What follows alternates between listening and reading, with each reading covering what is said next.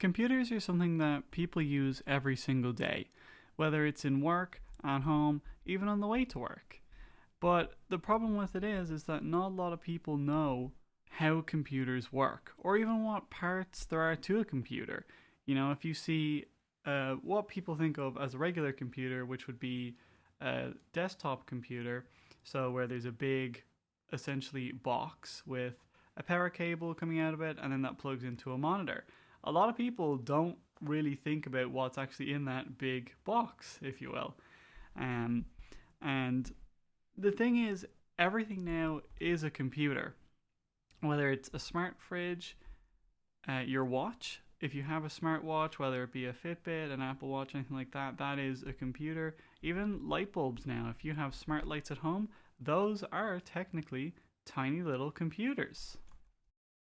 Computers are usually made up of four main parts. The first part would be the processor, or the CPU, central processing unit of the computer, and this is essentially the brain of the computer. This is what processes all of the information for the computer. There's the memory, or RAM as it's also called, which is essentially short-term memory. So if the computer needs access to something, it will keep it in RAM, because RAM is really, really fast. Then there's also storage, which is more like the long-term memory. So usually with storage, there is a larger amount of it because you're going to want to store more things in there, but it's also a lot slower.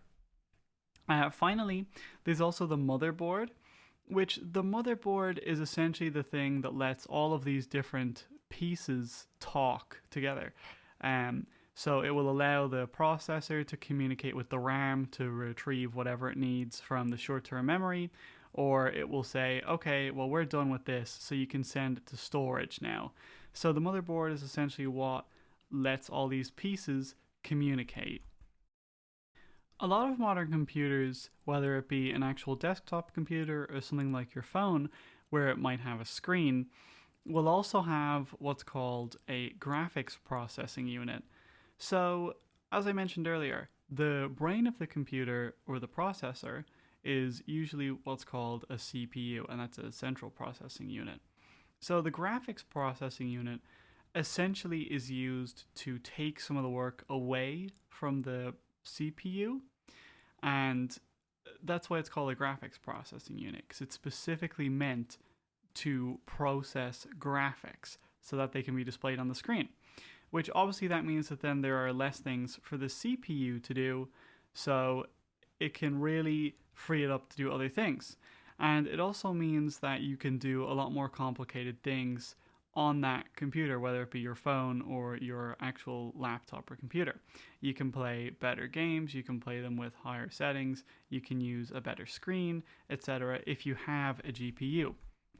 And part of how it does this is a GPU usually has built-in memory, which is, as I said, short-term storage essentially.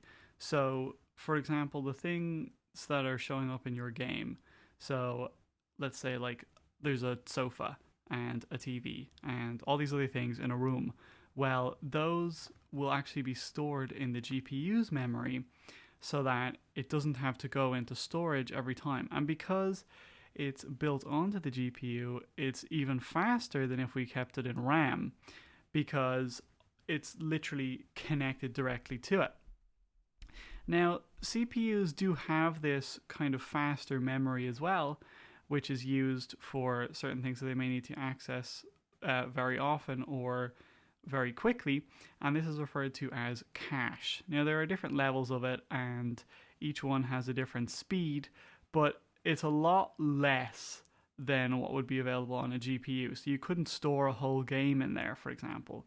So that's part of the reason why we have GPUs. They're used for all sorts of things, and they just essentially help to alleviate some of the work on the CPU. CPUs, as I previously mentioned, are the brain of the computer, but not all of them are created equally. Obviously, the one in your phone isn't going to be as powerful as the one in your computer, and the one in a smart light isn't going to be as powerful as the one in a phone. Now, part of how CPUs work is they have these things called cores. Now, cores are essentially how many things a computer can do at once. So if a computer has one core, then it can only do one thing at once. But if it has 10, then it can do 10 things at once. Now, computers, modern computers at least, also have these things called threads, which is a way of letting one core do multiple tasks. So if you had 10 cores, but each core had 2 threads, then actually your computer would be able to do 20 things at once. Now, computers also have different speeds and things like that for their processors, but these essentially just influence how fast a computer can complete tasks, and threads, as I said, are actually how many it can complete at once. And now, the thing is, you might think, oh, well, a computer can only do 4 things at once if it only has, 4 cores, for example. But computers do things in nanoseconds, usually. So, although it might only be able to do 4 things at once, or 8 things, or 10 things at once, which doesn't sound like very much, it might actually be doing 1,000,000 things every second on each one of those cores. So it's actually doing 10 million things a second if it has 10 cores. RAM, as I mentioned earlier, is essentially the short-term memory of a computer, which is supposed to be very high-speed memory, but it's not permanent. For example, if you turn off a computer, all of what was kept in RAM or memory will be gone. So that's because it uses electricity to store data, and that's part of how it can read it so fast, because it's just stored using basically electrical signals to say whether there's a 1 or a 0, because everything is stored in binary.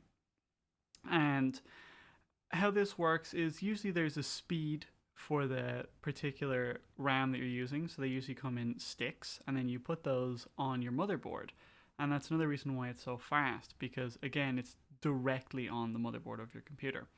And then usually you'll have different sizes of RAM. So for example, your phone might have 8 gigabytes of RAM, and that might be 1 stick or 2 sticks of RAM, but then your computer might have 16 or 32, and that could be 4 sticks or 8 sticks, and they come in different sizes and speeds, but that's essentially RAM. It's a non-permanent, high-speed way to store things that you're going to need. Storage, as I mentioned earlier, is used for longer-term permanent storage of things.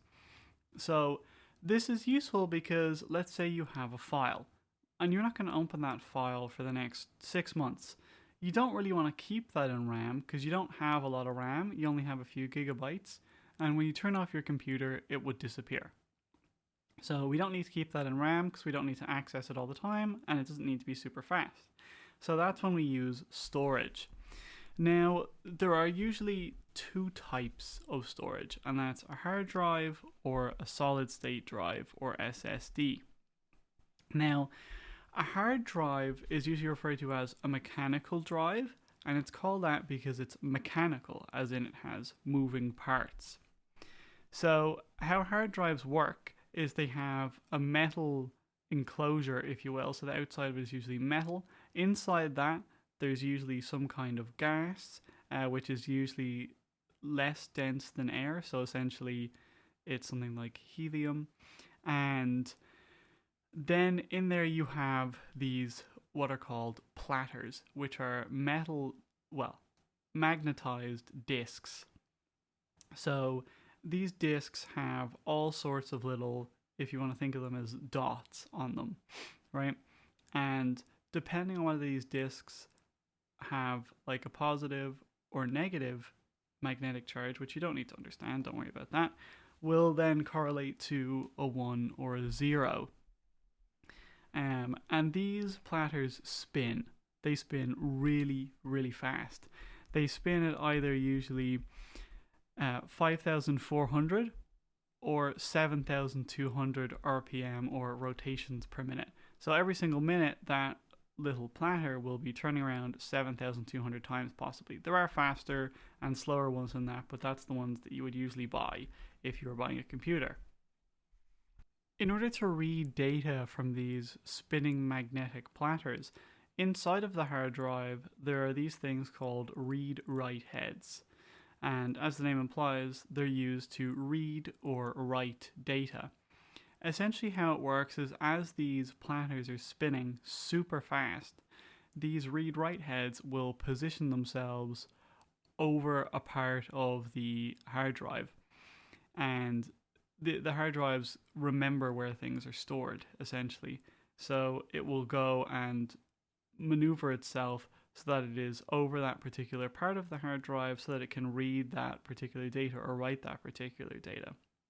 Now, this happens very fast, but there are still moving parts. So obviously these parts can fail, and obviously it takes a couple of milliseconds. I think it's usually around 15, for example, to read data from a hard drive, which might not sound like a very long time, but when it's taking your processor a few nanoseconds to do something with that data, it's a big waste of time. It's thousands of times longer than it actually would be taking if the processor could just access that data straight away. Then we have the second option, which is called an SSD or a solid state drive. Now, these are usually more expensive than hard drives, but they're actually far cheaper than they used to be. So, as the name implies, the data is stored in a solid state. So that just means that there are no moving parts in an SSD, so there's no read-write heads, but that also means that you don't have to wait for those read-write heads. Essentially, the SSDs work kind of like RAM do. They use tiny little memory chips to store data electronically. Now, unlike RAM, this is still permanent. So even if you turn off your computer, it still remembers what was stored there. So this allows it to be a lot faster, not quite as fast as RAM, but to be permanent. So it's far faster than hard drives, not quite as fast as RAM, but it is way better. Now, this does depend on the SSD, because there's different ways to connect your SSD to a computer. You can use a standard called SATA. Now, this is what is used to connect something like a hard drive to a computer, where you would have a cable going from the motherboard to the hard drive. And a lot of SSDs can be connected like that as well. But there's much faster ways to do it by using something like an M.2 SSD. And this essentially lets you put the SSD directly on the motherboard, which, if you remember earlier, I said that things that are directly on the motherboard are a lot faster, just because they're closer together. So an M.2 drive is also much faster. They're also a lot smaller than traditional SSDs as well.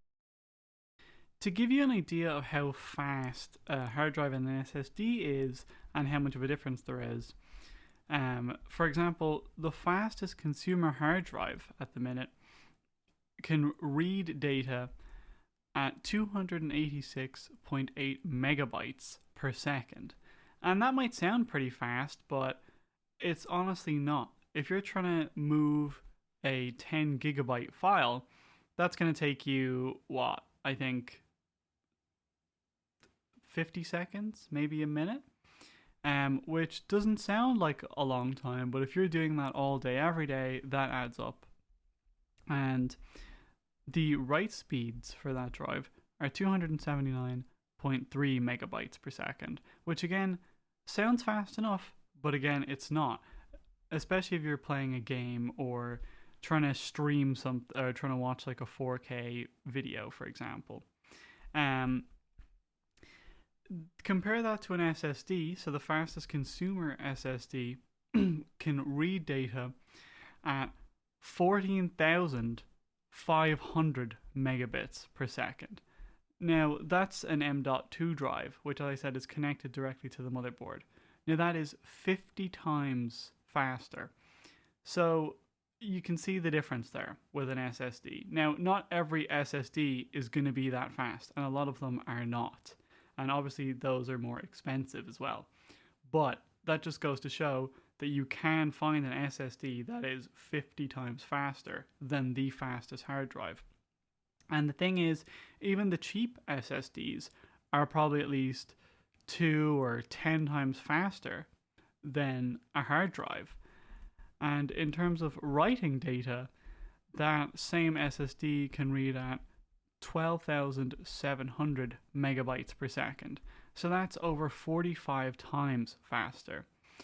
So again, it's huge. The difference between hard drives and SSDs are huge.